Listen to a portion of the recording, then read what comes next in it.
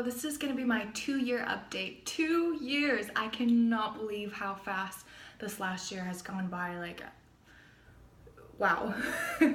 It's crazy how it's been 2 years. So, as you can see, they are still great looking, maybe even better than before. So one of my concerns in the past was that my left breast was relatively higher than my right after surgery. But that's obviously because I was naturally like that.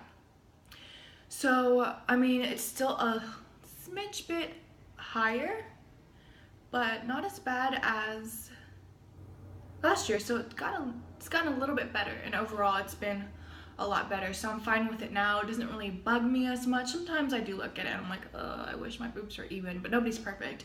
And I've spent, like, I know it sounds kind of crazy, hours looking at other people's like post-op breast, and a lot of them are kind of like uneven too. So we're not supposed to be symmetrical naturally anyways. So most asked questions: what size did I get? I got 350cc, 325cc. The reason for the differences is because I had naturally a bigger right breast than my left, and my left is also very much higher. So we put the bigger implant in, hoping that it'll even out, and of course it did. I did silicone implants under the muscle, moderate profile. Yeah, so let's see. This is what it looks like. And I actually wore this sports bra too, I think in the 6-month update. I'm not quite entirely sure, but I have to check. So that's how it is from far. So you can see, I mean, size-wise, I think they're perfect. Very natural, small. You can't really tell when I'm wearing a shirt that covers my boobs, but of course, since they're like moderate plus, you can definitely tell there's a lot of cleavage going on, which I like, but sometimes I wish they were a little bit more subtle. No pain. Nope, it's been a great year with my boobs. There are some times where I could feel like the silicone bag, like I could kind of feel it on my right side only, but I think that's completely normal. My nipples, however, are still the same from my last update.